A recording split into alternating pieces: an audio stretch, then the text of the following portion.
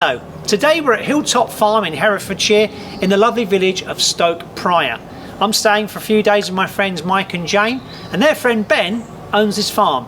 And I thought you might be interested to see what's going on here and whether we can find some classics. There's a place I have found in the shade on the ground, far from all worries and troubling sound.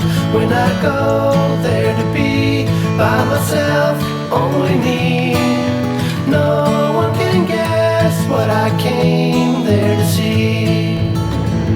There's a sun in the sky, there's a cloud drifting by, all kinds of birds make you wish you could fly.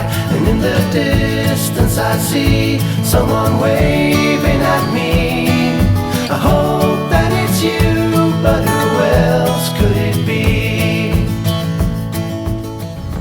Welcome to Hilltop Farm. Come on Adam, we'll have a look round. That's a pretty old gate you got there. I'm liking the sign. Very old sign, very old. It's been here donkeys years old. Hope you feel the same way too.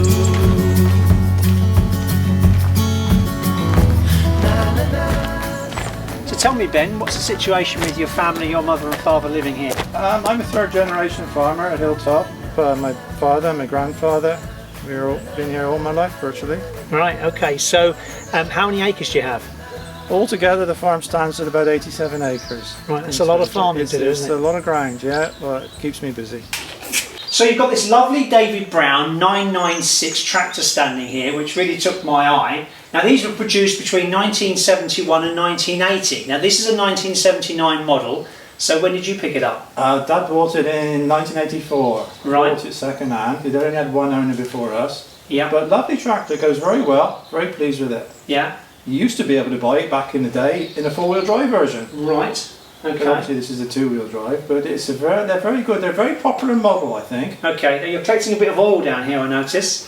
There was an oil leak and we tried to repair it and I haven't quite fixed it yet, but I'll have to have another go. Okay, so what sort of horsepower is this? This one is 64 horsepower. It's like a mid-range sort of tractor, I'd call it. Okay, and did you have any sort of luxuries? Did you have radio in this? Yeah, standard. You could have extras. You could have extra wide tyres. You could have a weight frame on the front. Right. Pickup hitch. There's several things you can have on them. This tractor has got the wide door cab. This early David Browns had the narrow door cab, which makes this one a lot easier to get in and out of with the wide door cab. And you've got one of the original brochures there. Can we have a look This at is that? all the ones that were produced by David Brown. Okay. At that Up to time. what point would that have been, do you know? 80s? It or? would have ended in 80. That's when the 90 series was introduced. Right. Or 79, 80. And the 90 series, what's different about that? What did they bring into it? They restyled them. The cab was completely different. The Okay. bonnet work was different. But virtually, engine-wise, gearbox, they were the same tractor. Okay. And do you know, were these sort of the most popular selling tractors at that time? Or? The 996 was one of the most popular, so I've been told by the people who sold them years ago. This was the smallest one they produced at the time, the 885, 48 horsepower. Then it came up to a 990, which is 58. 996, which we got here. The four-wheel drive 72 horsepower 1212 was a very good tractor. And then this was the biggest tractor that they produced at that time, a 91 horsepower. That was the 1412 version.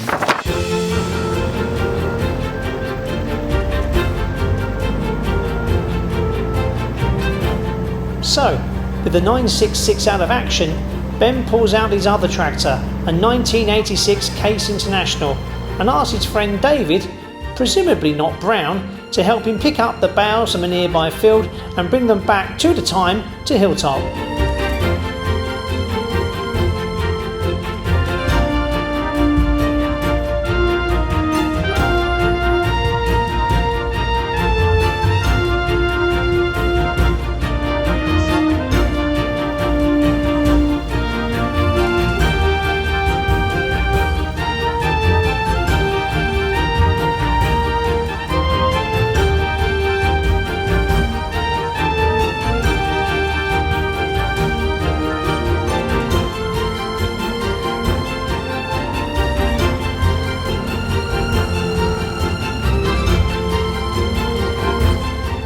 Once back at the farm, Ben uses another clever piece of kit called a bale stacker, kind of obvious, really.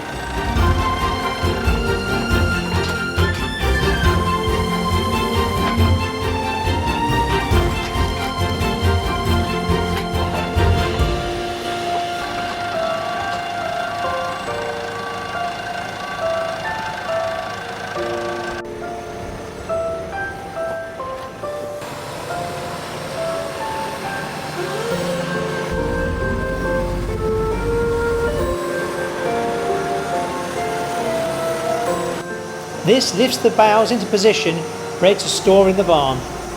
Job done.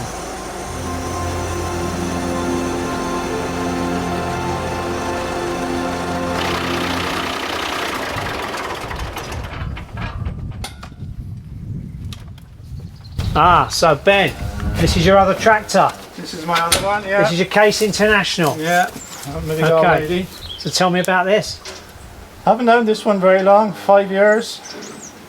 I wanted a bigger tractor on the farm. Yeah. 6-cylinder engine, plenty of power for what I want to do. Yeah.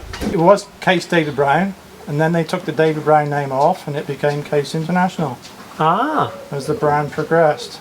So this is actually a David Brown. Well, it is a David Would have Brown, been, but it's, yeah, but it was made built in the same factory as all the others, all the David Browns that you visited earlier on the farm. Fantastic. They're all from the same factory. Okay. And do they need a lot of maintenance, these sort of things? What? Not really, no. They do need oil changes regular. The Hydroshift oil in the gearbox has got to be changed regularly. Engine oil, fuel filters, hydraulic filters underneath, but very little really. Just average things that would need to be done on any other tractor. And the next question is, are they easy to drive? Oh, dead easy. Yes. I've never driven a tractor. Well, you're about to learn. So with great excitement I jumped aboard the tractor to give it a go. But it turned out a little more difficult than I anticipated, with multi-levers and PTO levers.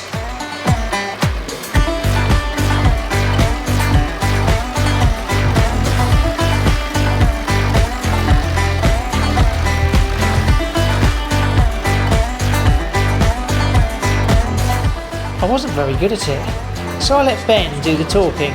Yeah, there's a lot of things on here. Air conditioning on the front, blowers. Air conditioning? Air conditioning. I'm impressed. Lights, horn, Hydroshift gearbox. Yeah. And then back down to all these levers and fittings down here.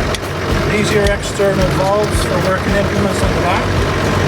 This is the lower lift lever that raises the hydraulic arms on the back. Yeah. That one is your PTO lever there. And there. If you want to put Can in, you explain the PTO business? that's power takeoff, that Yes, is. PTO, power takeoff. Yes. To make implements work that have got a PTO coupling, Right, okay. Yeah. such as balers, box spreaders, mowers, Right. that type of thing. And can you explain how we work with the gears here? Because we're currently in third. You're currently in third. We've got like an automatic. You're in third gear, Yeah. but you're in first on the Hydroshift. Right, okay. So if you click that up one notch, you go up to second. Yeah. There you go, it just went into gear then. There you go, good feeling. And you've got 4 of those, but you won't go up to 4th because you'll be bouncing off the seat. If we go back down first, it slows down automatically. It's just a thing that David, Case brought out at the time to make the farmer's life easier. Yeah, absolutely, yeah. So, with my newfound knowledge of farming, it was now time to leave it to the professionals. Thanks for watching. See you next time, Garden Barns. And don't forget to subscribe to the channel. Bye for now.